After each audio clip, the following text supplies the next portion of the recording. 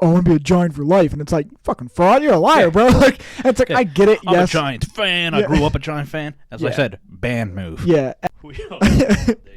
Alrighty, welcome back to another episode of The Intolerable. This will kind of be like a live version for us, just in a different way, but it's a painful day. It's a painful day already, man. For Giants fans, yes. I'm sorry. We have a Benedict Arnold. Treacherous bastard. I'm so funny. But I couldn't believe it. I really couldn't believe my eyes. I was like, there's no way. And I was watching like a live, like these dudes, like, you know, just going over like the stuff as it happens. And as soon as I heard the guy go, like, he was like, oh shit. He was like, we got a big guy off the board. I was like, oh fucking A, dude. Like, and like at that time there had already been some big names coming off, like Christian Wilkins had gone somewhere, and I'm like, oh fuck, this means that Saquon most likely is this person. He's like, Saquon Barkley is headed to Philly, and I was like, fucking A. Like, I was like, I'm actually surprised the room looks intact because I started throwing shit all at the. It's like, I don't blame you. I'm glad I don't see that jersey of yours. Oh, no, I already told my one boy, because he's a Giants fan. I was like, yo, man, I was like, so he's coming back. He's at college. I think he goes to college somewhere like Virginia or some shit. And he's like, yeah, I'll come back up Thursday. I was like, seems like Thursday we're both burning our jerseys. Are you going to be free or what? Yeah. Like, it's like, it could have went anywhere else. Yeah. And I would have been like, okay, I could still root for you. Yeah, for sure. Now you've gone to our mortal enemy, and I never wish bad on anybody, but I am not going to cry if, you know, bad things happen. I don't want to go into the bad things because that reveals the darkness of my mind. You're like, I think there's something wrong with him. Yeah. And at the end of the day, I mean, it's a business, and he's oh, no, yeah. making the best business decision possible. But as I stated when I walked in, Thomas Jefferson once shot a man on the White House lawn for treason. I'm saying MetLife is our White House, and when he comes back, New York, do your thing. You got no choice here, boy. We got you. You're surrounded. You're treacherous bastard. It's in the amendment. You know, hey, man, you know, I get you. I hear you. Now, I was geeking because I already saw that Tiki Barber was like, you're dead to me. And I was like, fucking Tiki, bro. I was like, but he's literally speaking about how all Giants fans feel every right Giant now. fan is thinking that right now. Yeah, it's like, I think most of us knew that we weren't going to be re-signing him. Like, it's like we made peace with that. And it's like, we want to root for you. So it's like, you know, go to Seattle. Go to Houston. Or anyone. And it's like, no, I'm going to go down the highway and play for Philly. And it's like, I want to piss in your face now. Yeah. But you don't deserve to drink my urine. Yeah. Because it's too good for you. Because it's too good for you. Yeah, piece of shit. Yeah, no, it's so tough, man. It really honest. Do you think it would have been tougher, like if he would have, like, because I know me and you had this topic about how recently in the last couple of years it's been more like I've grown more of a hatred than I have like for Philly than I have Dallas. Like, in other words, if he would have went to Dallas, do you think it would have been as strong, or do you think it would just be like, oh, it doesn't matter, they don't do shit every year anyway? So, you know what? That's a good question. I'm really not sure. I'd like to say it would be because it's still Dallas. Yeah, and fuck Dallas as well. Yeah, for sure. But I think it's right now it's a little bit tougher with the Eagles because, one, I mean, let's be honest, the Eagles they're our daddies. Yes, they own the shit out of us. Yeah. They are the more successful team in the NFC East as a whole lately. Like, they're the team to beat for me. Yeah. So I think it is because they've recently been the best team in the NFC East. It's such a close proximity. So the rivalry, when you're actually living in a Philly, New York area, it's really prominent. Yeah. So yeah, I think the hurt is a little bit more with the Eagles than it would have been with the Cowboys. It still would have been a treacherous Benedict Arnold. Yeah. Like, yeah, it's you're a fake New York fan. Yeah. Oh yeah, for sure. And I think you know, we jokingly said this in the when I first texted you about the whole like him leaving and thing, and we were talking about how he was all like when he first was like, oh, I want to be a Giant for life, and it's like, fucking fraud, you're a liar, bro. Like, it's like, I get it. I'm yes, a Giants fan. I grew up a Giant fan. As I said, band move. Yeah, and the thing is, I saw that after, like, you know, after he signed with the Eagles and shit like that, everybody was they made a post saying that apparently we didn't like make any offer, you know, I guess in terms of for this year. But I'm like, but if you go back to the year I think it was last year, the year when we originally tried giving him an extension, we were going to be giving him an average of about $12 million a year, which really isn't even far off from what he makes now. And at that time, running backs weren't even getting that, aside from your Christian McCaffrey and probably like Derrick Henry. But everybody else was probably at like $8 million at your average for a year. So if you were going to be getting $12 million for a year, that's already passed. And we know how GMs value the running back position. Yep. I feel like in all honesty, that to me is like, hey, you're deserving of this. We're going to give it to you. You walked away wanting more. So, like, part of me is like, yes, I'm mad about it. But then I'm also like, go ahead, get your $15 million somewhere else. You've only had one season that you prove you can stay healthy. So if you really want to do that, and if he gets injured this year, it's like, I'm not saying I wish the opposite on him. I wasn't either. No, yeah. I wasn't prayers up. No, I'm not bitter. No, but it's like, I'm saying, it's like, dude, it's like if that happens, Philly's going to just go through exactly what we went through. It's like you've got all the potential, but you just can't stay healthy. So, well, and from a Giants fan, regardless of him going there, I don't wish harm on the guy, but I want it to be an abomination. Yeah. Just because it's Philly. Oh yeah, exactly. And I don't want anything to ever work out for Philly. Yeah, so the fact that it's a Giant player, that gives it that little bit of extra kick. Mm-hmm. But it's also it's just I don't care who signs with the Eagles. I don't want it to be successful because it's the Eagles, and I'm a Giants fan. It's the same for every fan. Nobody wants when McCaffrey got traded to the 49ers. I'm sure Cardinal fans at first loved him when he was a Panther, and then he gets traded to the 49ers, and I'm like, I hope that fucking blows up in their face. Fuck McCaffrey. Because nobody wants their rival getting a good player. Yeah, exactly. But it's extra heated when it's like it was your player and he goes to the rival. Yeah. It's just like, no, damn. That's what I mean. It's a lot tougher to take that in and be like, damn, bro. Like, what the fuck, man? But like I said, at first I really was pissed, and then it's not even like it's been that long, but I just really started to tell myself, like, dude, he's been injury prone, so like why? And like I said, to be making $15 million a year for a running back, like that already is, I'm gonna pull a Stephen A. That's blasphemous, because honestly it really is. Like, the running backs don't get paid that much unless you're a Christian McCaffrey or Derrick Henry type, and it's like it's a lot of money. And even then, like, I think today DeAndre Swift, he went to the Bears, so the Bears have made some good moves so far. But he went there, and I think his average is like $8 million a year. So proving my point, like most guys aren't. Now, granted, I know it's a whole different category of player. I'm just saying that most backs are going to get about that 8 to 10 like range. So I don't know. Like I said, it's ridiculous. I'm not going to keep rambling about it. Yeah, it fucking breaks my heart. And That was the last time I'm going to speak his name ever. Exactly. Let me see. I'm going to go on this page because there was, like I said, some big moves that made today. I mean, I know you're going to go down it. I just want to say the one move I love. What you got? Kirk Cousins going to the Falcons. Oh, I agree with that. I think that's a fantastic move for the Falcons. It's really the only component that they were missing. They have the running back. They got the receivers. They got the tight end. They have a solid defense. Yeah. Like, that's what they were missing, and you're getting an old vet. And maybe they even draft one, you know, to build up behind him. I know they signed him for 4 years, but he is 35. Yeah, that's what I'm saying. So realistically, maybe like 2 is guaranteed. Yeah, maybe 2. But I think that's a great move. Yeah. Question, do you think, to follow that up, do you think that finally now Kyle Pitts will kind of develop into what we all thought he could be? Because like we've talked about, Kyle Pitts has really not been like the guy that lived up to the expectation of like, well, this motherfucker's fast, he can block all the things, but it's like he hasn't really been that guy for them. This is the year if he's gonna. Yeah. It's gonna happen now, because now he has a quality quarterback that is. I know he gets a lot of slander. But Kirk Cousins has been significantly one of the most consistent quarterbacks in the league for the last decade. Yeah. So I would say so. I think the same thing for them is the same thing I'd say for Pittsburgh. Like, Pittsburgh could probably be a playoff team now with getting Russ. I mean, and he's taking the minimum deal. Not that he really fucking needs it anyway, because he's already making the $38 million from Denver. But regardless, he's going there, and I think it's the same thing with them. I think now that they'll actually have a quarterback, and I'm pretty sure they have a different offensive coordinator. We talked about it. Russ, statistically speaking, didn't really have. He didn't really have. He didn't have a bad season last year. So honestly, by Denver kind of just moving on from him, kind of was like, well, it was a dumbass move anyway. But like I said, I think it's the same thing with Pittsburgh. Them and Atlanta both did a great move by getting a quarterback who is going to be good enough to win you games and keep you in it offensively. Agreed. But yeah, so there was a lot.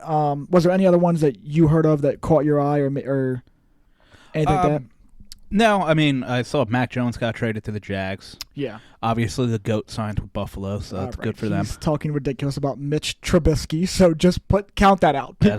Are there any other GOATs? Okay, you also have Tony Pollard signed with the Titans. I saw that. Yeah. That's probably a good move for Pollard. Probably a good move for the Titans because I think the Titans, they like the Spears guy. I don't think he's the guy yet. And I think Pollard last year proved he's not a number one. Yeah. He benefits being in a dual kind of threat situation. So them being able to go 1-1, I think that's a smart move on them. Yeah. I would agree for the most part. They needed something, but also at the same time, they don't have an offensive line at all. So it's like they signed him, but it's just like he's going to be in a Saquon Barkley situation, just there and just no protection. But yeah, good for them. The Minnesota Vikings went out and signed the edge rusher from the Texans, Jonathan Grenard, I think is how you say his name. Now, I don't know if you really know him like that, but he actually is a really good young guy, up and coming. Had a really good total year in terms of sacks and stuff like that. So I think they're obviously trying to go out, and we know how bad that defense is. Yeah, they needed to address that. So they went and did that. You got the Raiders who went out and got Christian Wilkins, which was a great signing for them. Good move. I mean, pairing him up with Max Crosby is going to be that's insane. That's really good. So they got a good one there. I know they lost Josh Jacobs to the Packers. Yes, they did. Or like he did sign. I know it was like he was in the. Yeah, he signed with them. So, yeah, that happened, which then led to Aaron Jones getting released because what would be the point of having both of those guys? And, figured they would release him. Yeah, and then Gabe Davis. Yeah, he's a Jag, too. He's a Jaguar, man. So, obviously, Calvin Ridley will most likely not be returning. And, yes, like I thought Calvin Ridley went somewhere else already anyway. I don't think he went officially anywhere, to my knowledge, at least from everything that I've seen. Okay. There might have been some rumors on like him, potentially being linked to places, but I don't think he officially. Yeah, I think I saw it like he was linked with Chicago or something like that. Yeah, and he might have been, man. Like I said, there's been a lot of what do you call it? A lot of teams out there that, like I said, or a lot of players out there. I mean, that Chicago's kind of been trying to get or in the mix for, which is good to see Chicago doing that because. If it's offense, you're thinking like, okay, well, are they building for Fields or is this their play of, hey, we're going to get guys and draft Caleb and then trade Fields, which, like I've said before, it's a dumb move, but hey, that's them. I will talk our moves, even though they're terrible, but we did go out and sign the offensive lineman, John Runyon Jr., whatever, from Green Bay, but which wasn't necessarily a bad move. Gave him like a 3-year deal for like $30 million, so basically averaging like $10 million a year. Okay. Like I said, not bad, but not a fan. Actually, my worst pick of what we did was fucking bringing in that fat fuck, Devin Singletary. And I think this is like some kind of karma for me because I've always said that I've never been a Devin Singletary guy. And for some reason, we chose to bring him in. And this just is like a Dable and Joe showing thing where they just want to keep being like, hey, are we still in Buffalo? Because I want to get every ex-Buffalo players we can get. And it's like, bro, shut the fuck up. Like, how about you do your damn research? It's pissing me off, man. Yeah. If you're going to bring in a Bills player, make it Josh Allen. Like, jeez. Yeah, exactly. Like, do something, I mean, they just signed the GOAT, so I'm pretty sure they're probably trying to move him anyway. Hey, man, shut the fuck up.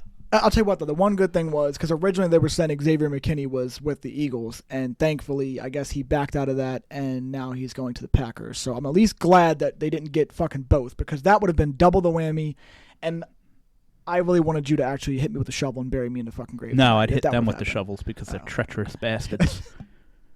It's okay. Yeah, but I just want to go in there. You know what I mean? I'm going to dig my grave, and then you just throw me in there, put the jersey on top, and then... just come on, bro. It's a little bit of fire. They ain't worth it. They ain't worth it. I wouldn't use that jersey for toilet paper. It doesn't deserve the shit out of my ass. But and then the Bengals also went out and got a good safety in Geno Stone from Baltimore, which was a good move on their end because Geno Stone's a good young up and coming safety, and obviously I think the Bengals need to focus on really I would say two things more so defensive help as much as they can and obviously offensive line. Yeah, you know what I mean. I think they're good enough. Even though T. Higgins did come out and I guess now request a trade or whatever, so which to me makes no sense because why would you want to leave and would they franchise tag him? Yeah.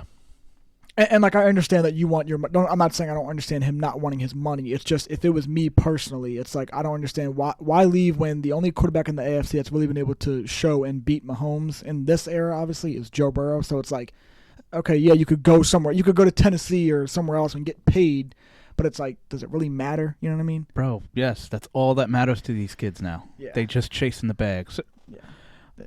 Justin Jefferson said it perfectly. I don't like Justin Jefferson after he said this, but I at least respect him for saying it. He pretty much said, yeah, team's going to have to break the bank if they want me.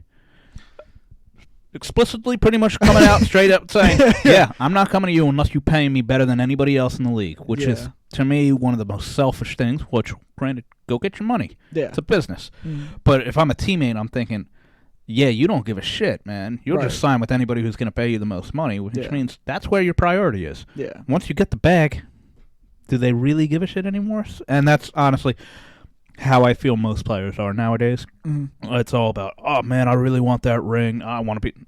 They're full of shit. Yeah. It's all in the script. Yeah, it's all in the script, yeah. And they just want as much money as they can while they can get it. Yeah. And And I don't blame them for it either, but it doesn't mean... Just because, I don't agree with it and I don't really respect it doesn't mean I don't understand it. I completely understand it. Yeah. That's just... It's not how I would move. Yeah. But, hey, man. Yeah. Do you?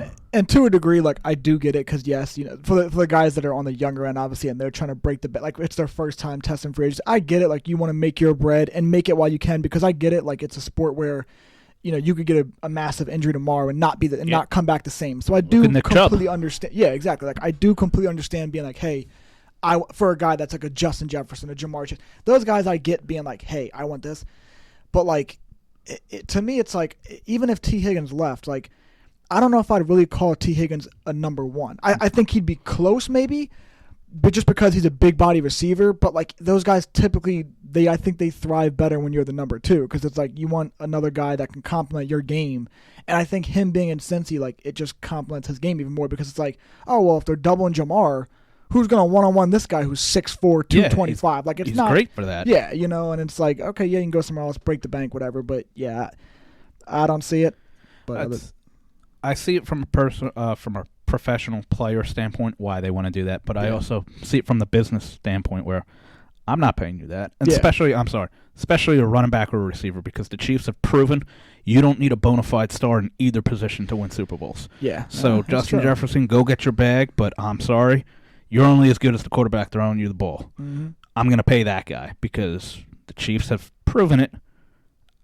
Who's their number one receiver? They got rid of Tyreek Hill, and they won 2 Super Bowls. So, yeah, exactly. But he actually is turning into a solid guy. He's good, but I don't need this star-studded fucking Randy Moss T.O. type guy to win a Super Bowl because neither one of them did. Yeah. So, yeah, I need a quarterback. I'm going to pay him. Yeah, I think. Yeah, I mean the Chiefs did obviously prove that, but I also think that they have one of the greatest coaches. Not saying that's what the reason, but there's a whole lot of other variables that go into winning a Super Bowl. Like, of course, they've got some good talent around. You know, the defense got together. But I know what you're saying. It takes a whole bunch, but I get what you're saying. I'm not breaking the bank for this star guy who thinks he's better than everyone. Well, granted, he is. Right. Man, you ain't gonna get me the Super Bowl. Yeah. Your position's fucking insignificant when it comes to this shit. I could just get a bunch of guys that just do their job and get the same outcome. Mm-hmm. Yeah. No. It's going to be interesting to see what he does now because I don't see him staying in Minnesota, especially now that if Kirk would have stayed. Yeah, who's that quarterback? What's that situation? Probably some rookie quarterback they got last year who I don't even know, to be honest. Yeah, I can't. I'm like. I heard Christian Pond was coming out of retirement. Hey, man. Dude. As long as you pair him up with AP, he'd look like an MVP. Yeah, he would look like an. No, he would. I'm trying to see if there's any other signings that kind of caught my eye. And I liked. I mean. Just because I think he's a good player that just kind of fell to the wayside for him. Mm-hmm. Antonio Gibson going to the Patriots, the running back. Oh, yeah, from Washington, yeah. Because he is a good running back. I just think he just kind of got lost in the mix down in Washington. Right. So that's a good move. Yeah, that's solid for them. I think they're one of the teams that have like the most cap. So I'm not surprised they haven't really made too much. But that's never really been their style. It's like, hey, we're going out, and I mean they did it the one year with Bill when like that was maybe like the first or second year that Tom left, and they were like, oh fuck it, let's spend this money. Yeah. And they went and did it. And honestly, none of them really panned. They had maybe like 2 guys that kind of panned out, which I would say probably are Hunter Henry, who's still on the team, and then I think they did it for Kendrick Bourne, who I think also is still on the team. He resigned. Yeah. So I was gonna say I think. At least it shows that those guys were worth, bringing back around.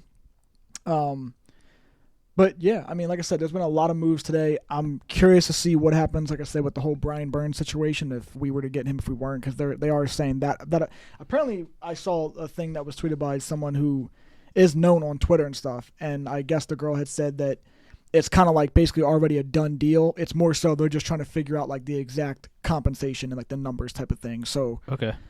I'm curious to see what happens there, because like I said, that it'd be a good move, but in my mind, I just wouldn't understand it, because this team makes me fucking question what are we doing? Are we building for the future?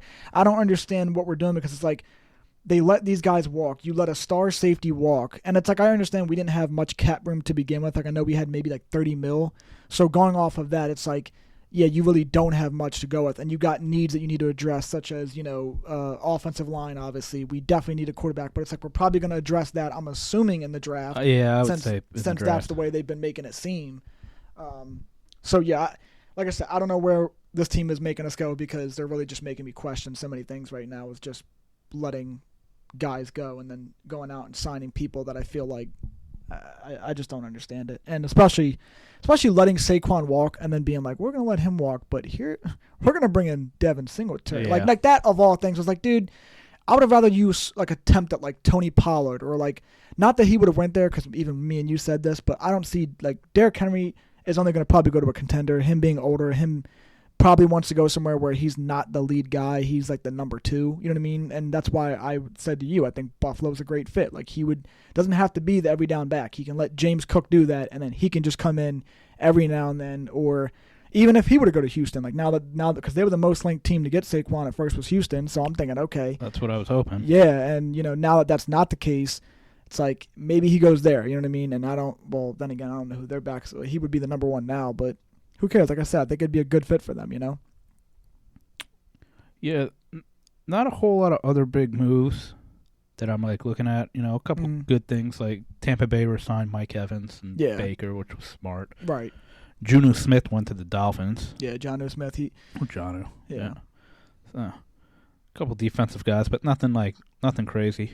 Yeah. I like I said, I think we went over most, that kind of already happened. Obviously, there's still big name guys out there like that, we're waiting on, such as, the Derrick Henrys and stuff like that. And there's other defensive. I think there's like Justin Simmons still out there and other players that are good, and they're kind of still waiting to see where they go. But not everyone's going to get signed day one. And, no, you know what I mean? So this is just the beginning. But you knew those really big guys were kind of going to be probably signed day one, because even though this was like the first day that you're technically allowed to, talk negotiating, these guys have probably been talking for some time. They've been negotiating for a couple weeks. Yeah, so that's why it's like some of these guys, they're already ready. They know where they're going, and it's just about getting the numbers finalized. Yeah, if this was when negotiations could start, there's no way guys are signing at noon. Yeah. When it opens at, 9 a.m.? Yeah.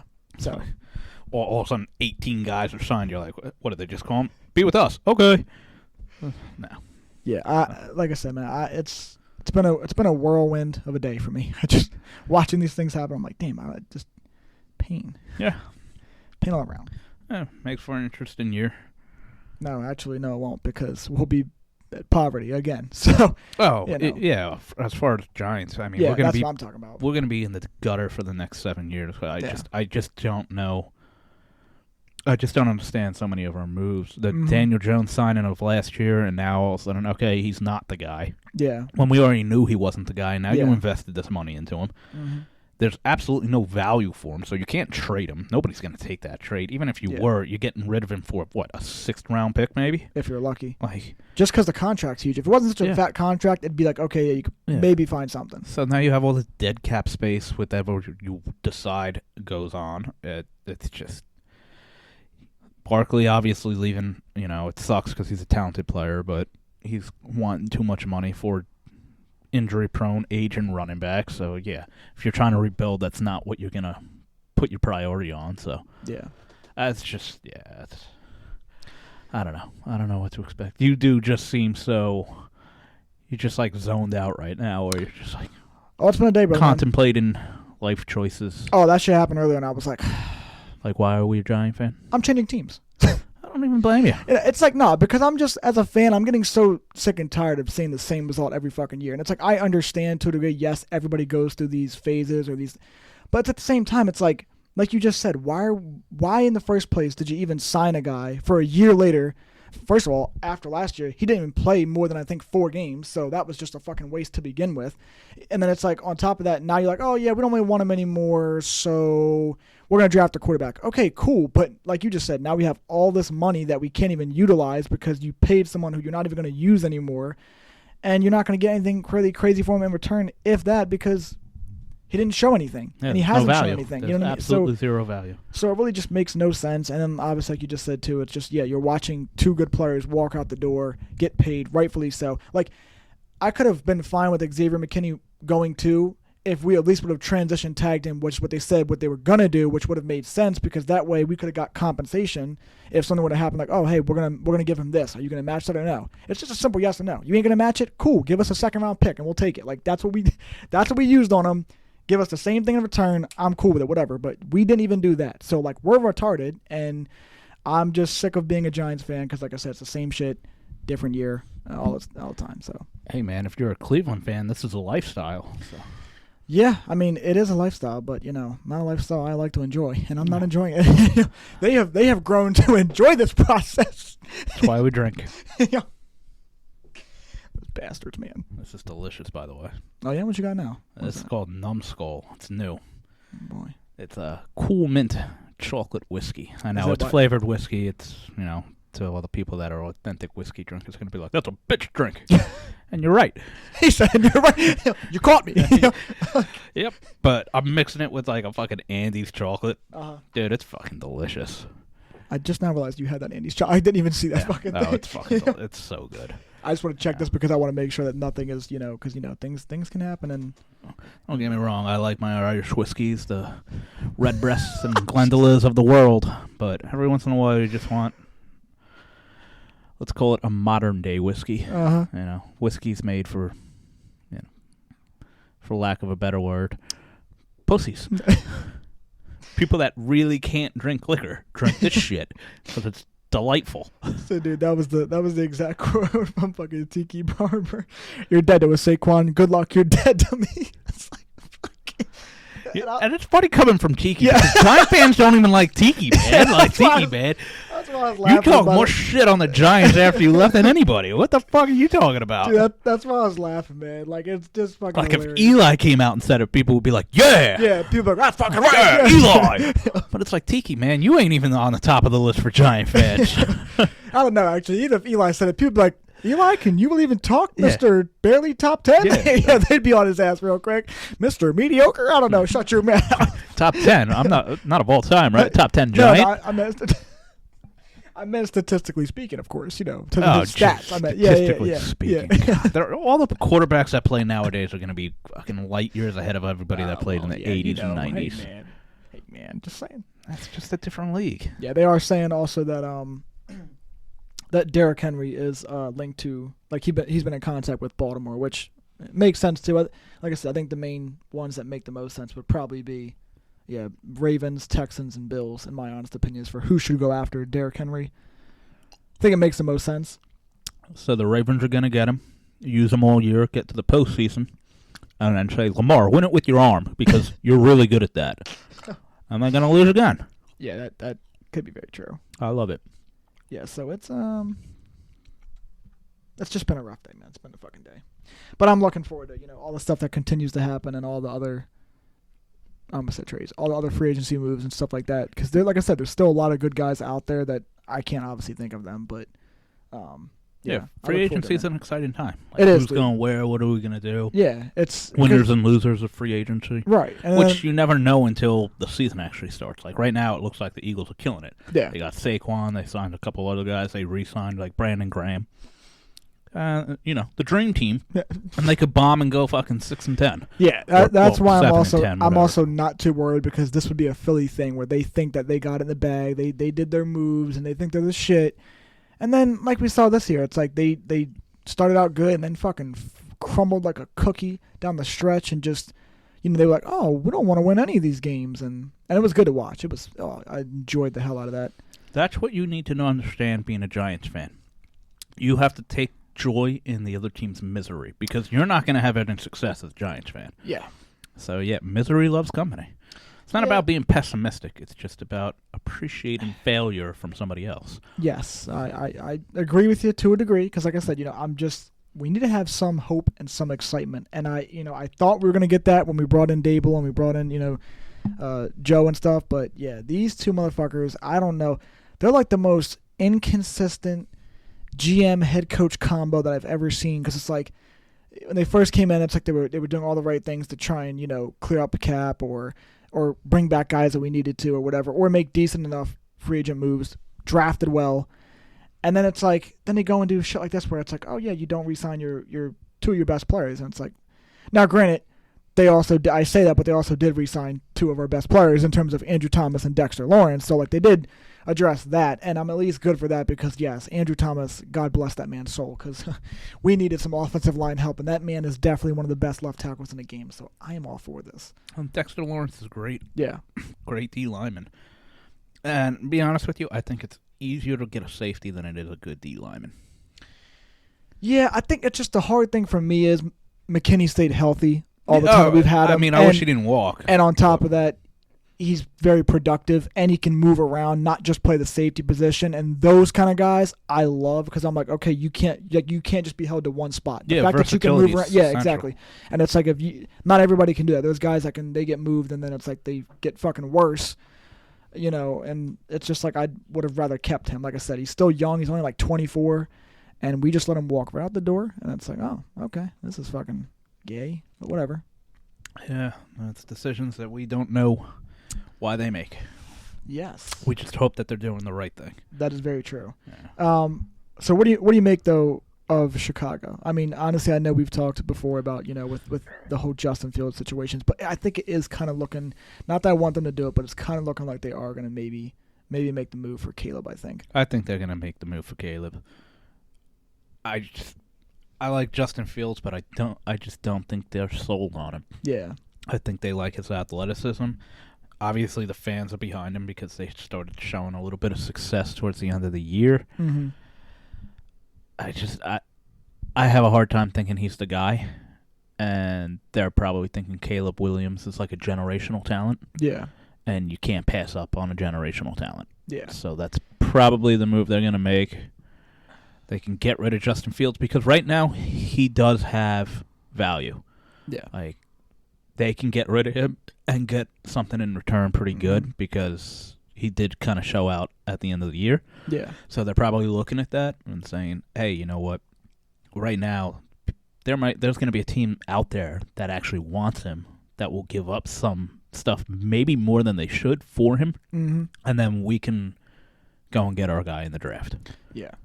Yeah, I definitely agree with you. I hate that they're going to probably do that because I mean, we've talked about this before. I think sometimes, and I think this next year would be his fourth year, Fields, I think in the league.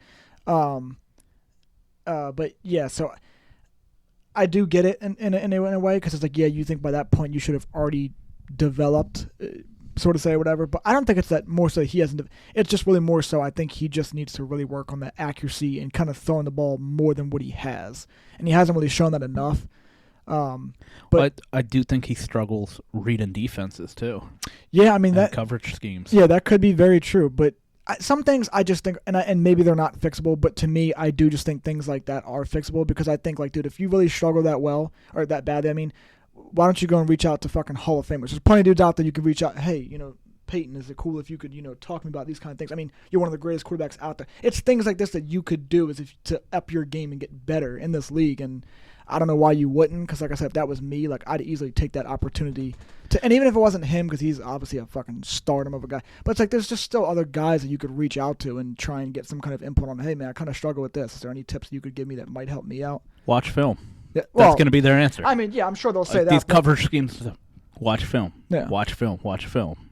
It's either you can either dissect it or you can't. It's an intangible that I think can't really be taught. You can try to get better at it, but ultimately there's just guys that they pick up on positioning of players better. Their anticipation is better. That's another skill that quarterbacks need to have or don't have, is being able to anticipate what that cornerback's going to do, where he's going to line up, the position he's going to be in, and throw the ball before your receivers making his breaks or stuff like that. Where Mhm. some of these guys, it looks like they wait for the receiver to make their break or wait for the receiver to get open, as opposed to, okay, I'm anticipating it, and you can work on that, but that's a skill in itself that I think is hard to develop. I mean, yeah, like I said, that's true. It's just even stuff like what you were just saying about, like, you need to anticipate, kind of what that quarterback's going to do, kind of thing. Even stuff like that. It's like, yeah, I think that would be good things, because even those are just like tips that a quarterback could tell, like, hey man, look, for me, like, Peyton was always so good at that. He was always so good at knowing, like, hey, I know when to throw this ball in there. I know when to, what that cornerback is going to do, what the safety's going to do. It's just stuff like that I was saying, yeah. But like you said, yeah, there obviously is, things that you just can't teach, and you either got it or you don't. I think the great quarterbacks anticipate defenses, and the good to average quarterbacks react to defenses. And that's what separates them. That's what makes Peyton and Tom Brady and Pat Mahomes so great. They anticipate what a defense is doing and know what to do. Yeah. Where some quarterbacks, as successful as he's been, Lamar Jackson, I think, reacts to defenses. Yeah. And he's such an ultra-skilled guy that he can make plays when he does that. Mm-hmm. But I don't think he can anticipate defenses. Yeah. And that's like what differentiates your Super Bowl winners to your really good players. Mm-hmm. Yeah, no, it's very true. I mean, it's tough out there, man. We're going to see real quick if there's anything, any last big moves before, we hop off of here. I'm excited to see where Henry goes. Yeah. I don't want him to go to Baltimore just because I don't like Baltimore, and I like Derrick Henry. I mean, if he goes there, whatever. It's not like he's a treacherous bastard. Flashbacks. God, that just angers me. But it's funny though, about like that meme that I fucking sent you was actually a really good fucking so good. Using the Homer and Bart Simpson. Dude. It's funny because I sent and the first thing he goes, what's funny? He goes, the first part of that is the fucking Giants front office, and I go, yeah, that really is. Yeah. Them hitting themselves with the hammer in the eye. Oh, big time. And then right after, like fucking everybody else laughing, I'm like, that's what I'm gonna show you. Yeah. And they start joking. It's so good. It's so good. But no, there was one last move we'll talk about briefly, and then we're gonna hop off here. But Carlton Davis, the cornerback from the Bucs, just got traded to Detroit, which I think is a good move for them. That's a good move for them. That is a really good move, I think, for them, because Detroit, I think the same boat Minnesota's in. They need defensive help. You know what I mean? They showed offensively, hey, we're gonna compete with you.